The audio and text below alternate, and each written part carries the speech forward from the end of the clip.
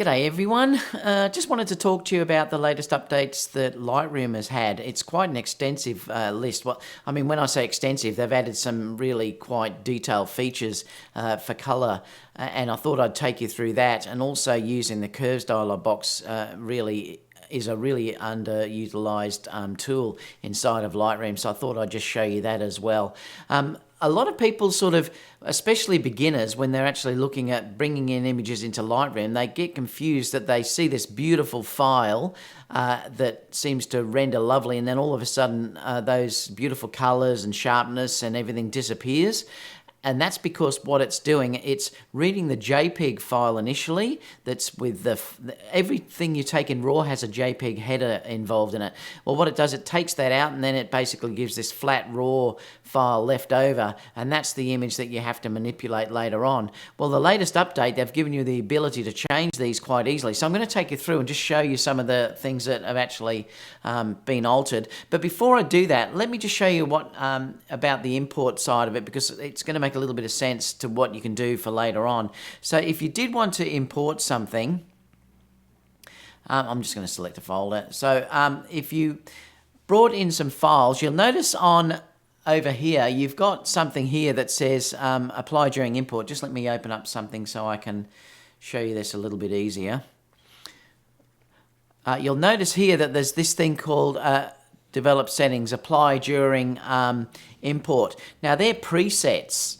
So if you want to choose something to apply as they're all brought in, you can use these presets. And I'm going to show you how you can save the settings that you're going to change in a minute, and you could make that your default preset if you wanted to for that range of photos, whether it was landscape or whether it was more of a portrait type shot or what you're going to do. You could save that as an actual preset. So it's really handy to know that you can do that at the beginning. So let me just clear that, and I'm going to come down to here, and let's go back to just the develop menu. I'll just cancel this. So you'll notice this was an image that I did of Kiara on the weekend. There's a new dialog box that's come up at the top up here. So if you look actually here, there's profiles now that are listed in this area all through here at the top here. The only other thing that's really changed that I will mention now right from the beginning is the clarity slider has now moved to here. It was way down the bottom. It makes much more sense for it to be put up the top because that is a slider that I use an awful lot. So that's also moved. Okay, now let's get started and looking at how this works. Now the profile itself, if you look at the top, you've got Adobe Landscape at the moment. That's what this is in. If you wanted to, you could put Adobe Color, and you'll see if you just change around on these, they will have a different profile right from the beginning, or they'll change the profile completely if you look at them. So that's Adobe Vivid. You can see that the colors are sort of brightened up, but you've got to be careful here too, because what you've got to watch is that you don't sort of take the skin tones out of whack as compared to the background. Adobe Standard is more of a little bit of a flatter profile. Again, the greens have been more muted, but I think that probably will work a lot better with skin tones. You've got Adobe Portrait, which will concentrate on skin tones, but I suppose the background then will be manipulated. So this will more go for skin tones and change everything else. It'll try and keep the skin tones consistent. You've got Adobe Landscape, which you can see if I bring that one on, it's really quite colourful in the greens. So it's brought all those greens back in. So if you were doing landscape, that may be a great profile to use. And there's Adobe Color up here, which was the default one. Now, if you want to, you can also click on these here, and you can see them as basically as profiles in sort of like a viewing, a low resolution view, and you can sort of scroll through them to decide which one that you actually want. Underneath that, there's also camera matching. So this is specific to cameras themselves. So if you had Nikon, if you had Sony, if you had Canon, I believe these match to the profiles inside those cameras as well. Now you can see at the moment that it's very green, and that's because I've changed this to camera landscape. and it's quite vivid now as compared to what it was before. So probably a good starting point may be the Adobe Portrait for this, or Adobe Standard, and then you can manipulate the image from here. Now you can see if you look across, it is way different to what the JPEG is, but what I'm going to do is try and manipulate a little bit so that we can get it a little bit closer. So let's come down here and I'll show you how. Now let me just go back to here first. I'll just bring it back to Adobe Color.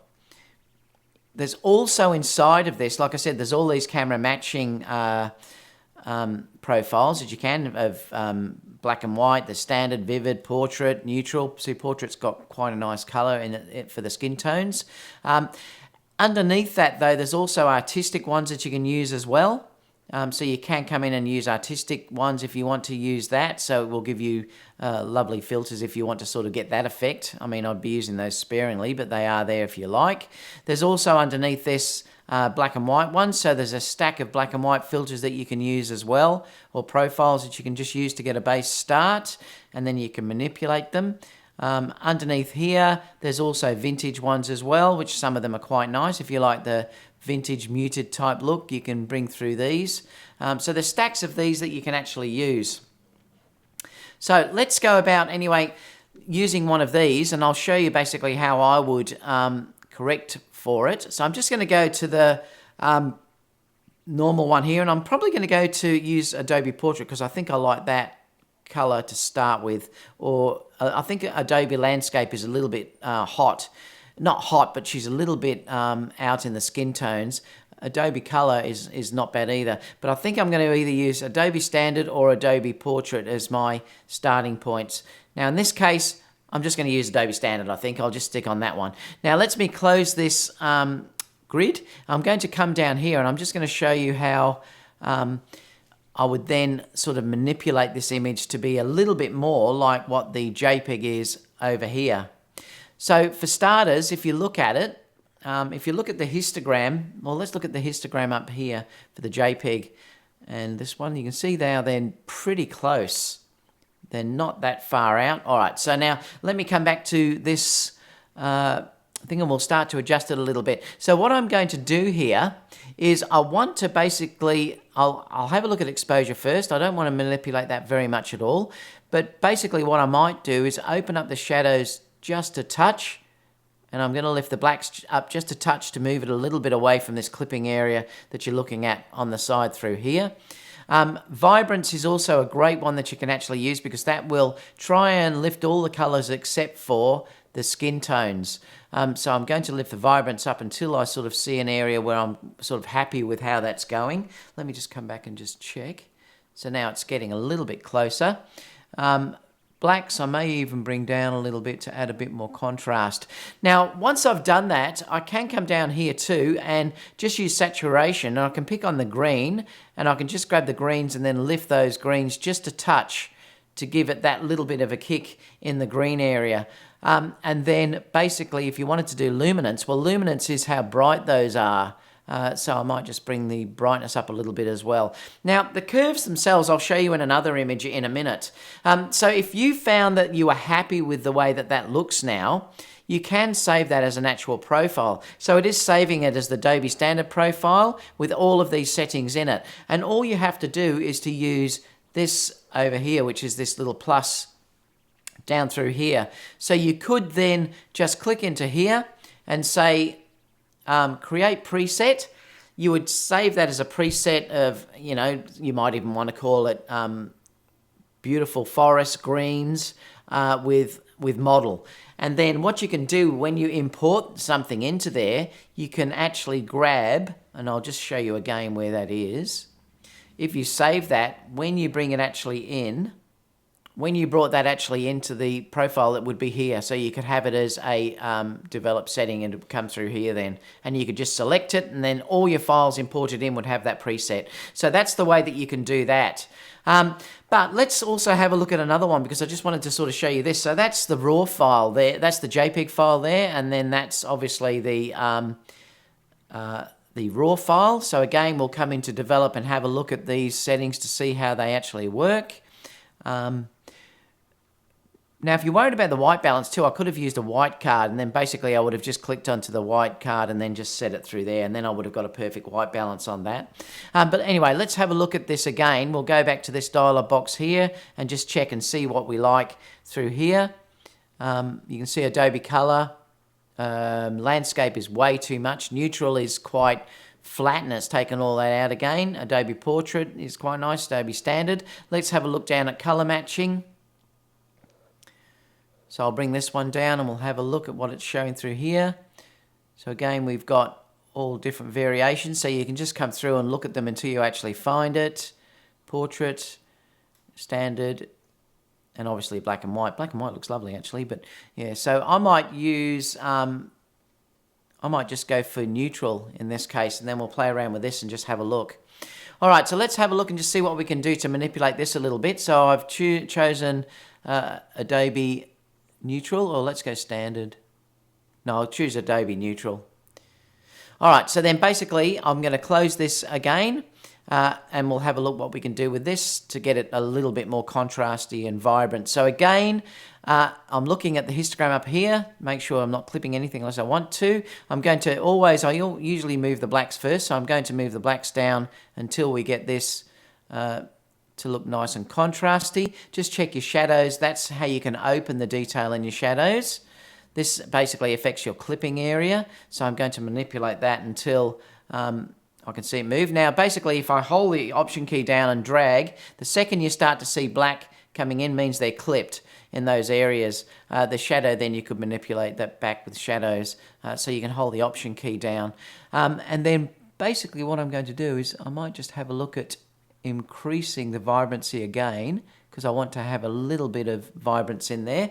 And again, I want to bring those greens up just a little bit, so I'm going to make it a bit more contrasty in the greens, or a bit more color in the greens to manipulate the saturation there.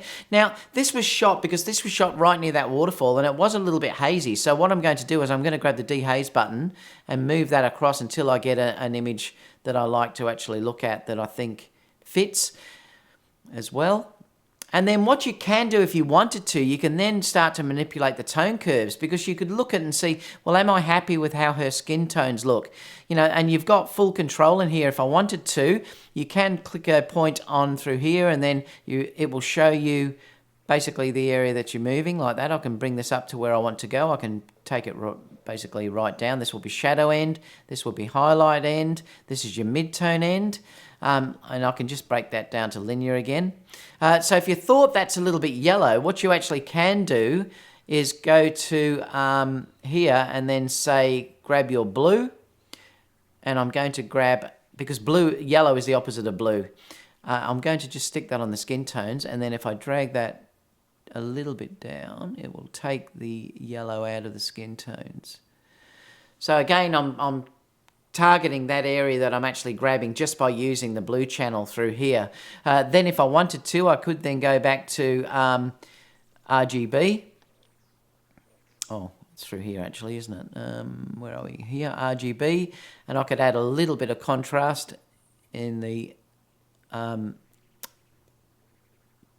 shadow end and drag the highlights up just a little bit.